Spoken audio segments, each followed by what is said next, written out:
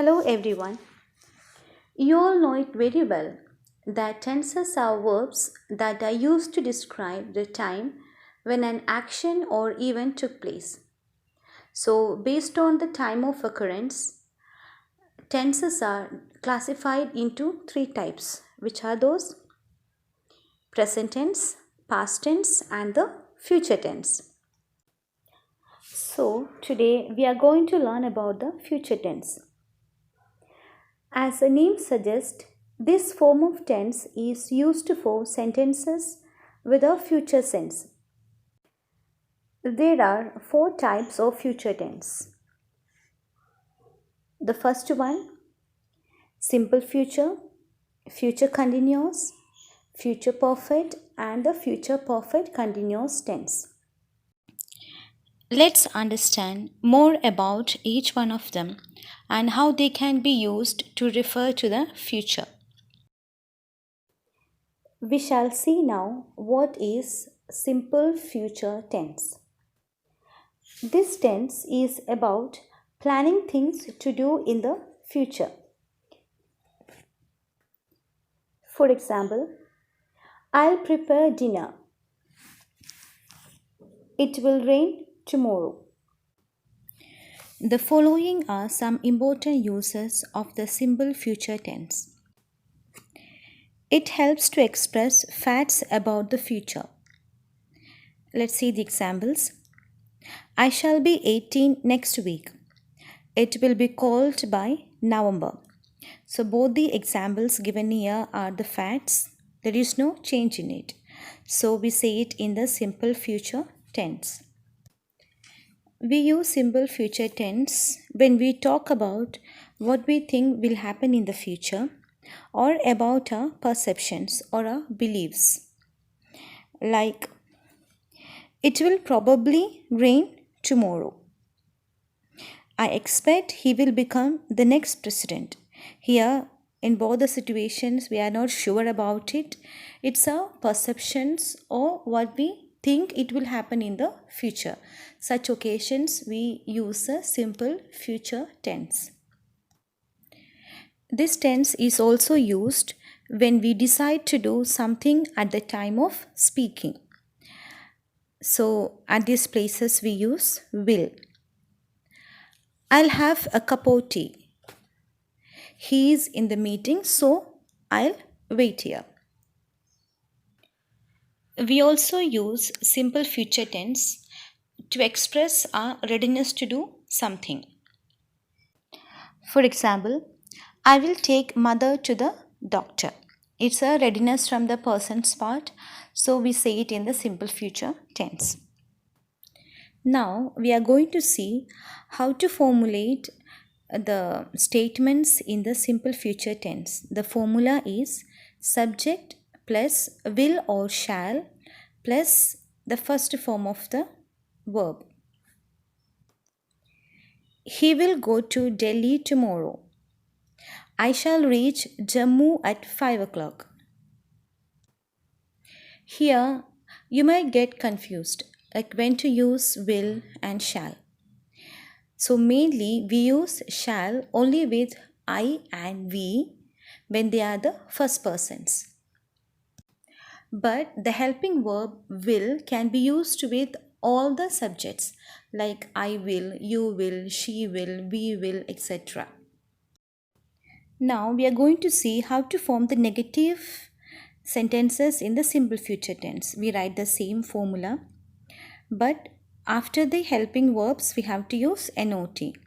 So the formula is subject plus will or shall plus not plus base form of the verb. Example, he will not go to Delhi tomorrow. I shall not reach Jammu at 5 o'clock. It's very simple to understand, right? After the helping verbs, we need to use NOT not to form the negative. Now we will see what we have to do to form the interrogative sentences, the question sentences.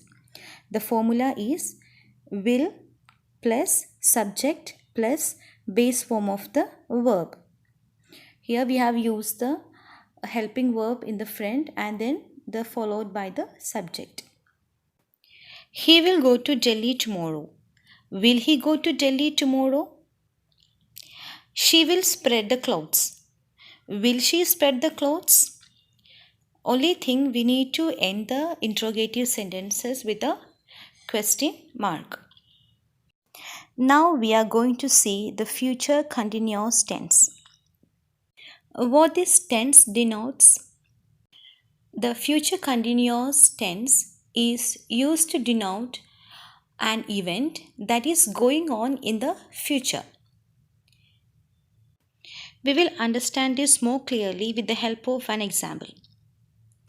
He will be coming to the meeting.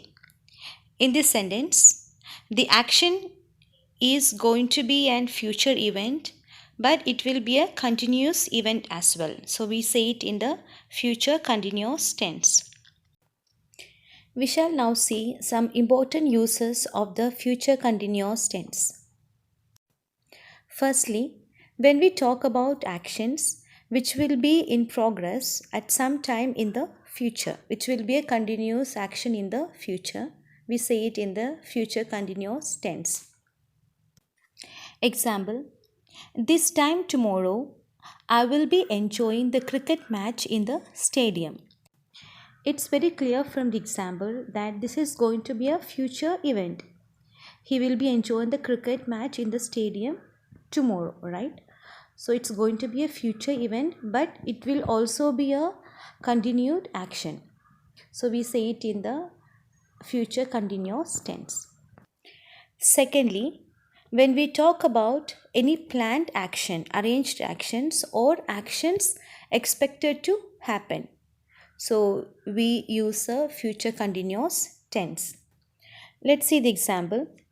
They will be staying for a week. Here it's very clear that it's going to be a future event, but it's arranged one and it is in the continuous tense. Thirdly, to express a polite question, the interrogative form of the future continuous is used. For example, will you be staying here tonight? It's in a question form. Also, we are expressing or we are asking in a polite way. Let's now learn to form the statements in the future continuous tense.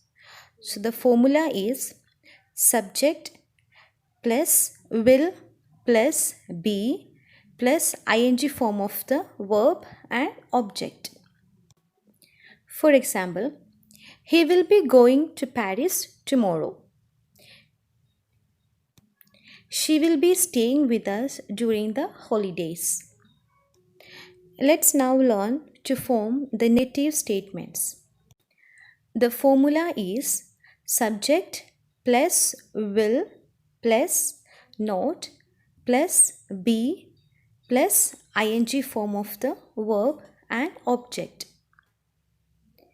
He will not be going to Paris tomorrow. She will not be staying with us during the holidays. So both these sentences are in the negative, and remember here soon after the helping verb will, we need to use not. Okay. Now we shall see the formula for interrogative sentences in the future continuous tense. The formula is will plus subject plus be plus ing form of the verb and object. Let's understand this with the help of examples. He will be going to Paris tomorrow. Will he be going to Paris tomorrow? She will be staying with us during the holidays. Will she be staying with us during the holidays? It's very simple, right? Now we are going to learn how to use future perfect tense. This tense tells us about an action which will be completed in the future before another is completed. Let's see one example. She will have traveled to France by the time you arrive. Here in this sentence we have two actions, right? The first one is she will have traveled. Second one is you arrive there, right? So the first action will be completed in the future before another is completed. Let's now see the formula for the future perfect tense.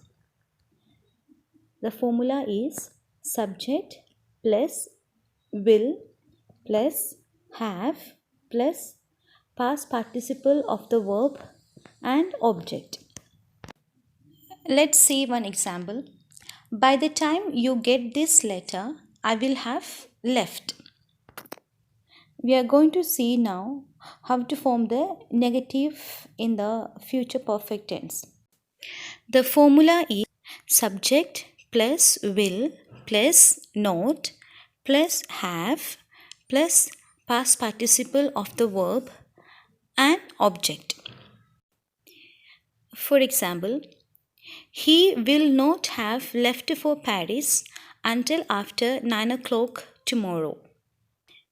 Now we shall see the formula for interrogative sentences. Will plus subject plus have plus past participle of the verb and object. Example, will he have left for Paris when I reach? Let's now see what is the future perfect continuous tense. This tense is used to describe an event that is going on and will complete sometime in the future. A time reference is used to indicate the starting time of the event or action or how long it has been continuing. Commonly used words to indicate time reference are since and for. Let's see one example. They will have been living in Mumbai for 10 years. Well, let's now see the formula for the statements in the future perfect continuous tense. The formula is subject plus will plus have plus been plus ing form of the verb and object. He will have been staying in Paris for 5 years by this time next year. We are now going to see the formula for negative sentences. The formula is subject plus will plus not plus have plus been plus ing form of the verb and object. We will change the previous example into a negative one. He will not have been staying in Paris for 5 years by this time next year. Now we shall see the formula for interrogative sentences. The formula is will plus subject plus have plus been plus ing form of the verb and object. We will write the same example and change into a interrogative sentence. Will he have been staying in Paris for 5 years by this time next year? Let's now see what are the other ways of expressing future tense. Going to plus base form. We often use the combination subject plus be plus going to plus base form of the verb to express future. And when do we use this form? We use this form when we have already decided or planned to do something. For example, I'm going to buy a new car. My mother is going to bake a cake for my birthday. Well, we also use this form when something in the present tells you about the future. Like, look at that woman, she is going to cry. Look at the sky, it's going to rain. So the present thing tells us about the future. Such occasions we use this going to plus base form. Another way of expressing future is be about to plus base form. Let's now see what is the format for this. The format is subject plus be plus about to plus base form of the verb. And when do we use it? When we talk about the immediate future, we use this form. For example, be quiet, the baby is about to fall asleep. Let's hurry, the ticket window is about to shut. We often use the present continuous tense to talk about things that we have planned or arranged for in the future. For example, she is leaving next week. My uncle is arriving next month. You can see it very clearly that both these examples are given in a present continuous form, but we are telling about something that's going to happen in the future. The planned future can also be expressed by be plus to infinitive. The structure is subject plus be plus to infinitive of the verb. When we say to infinitive, which means we have to use to plus the first form of the verb. Let's understand this with the help of the examples. The president is to visit London next week. The chairman is to meet the union leaders tomorrow.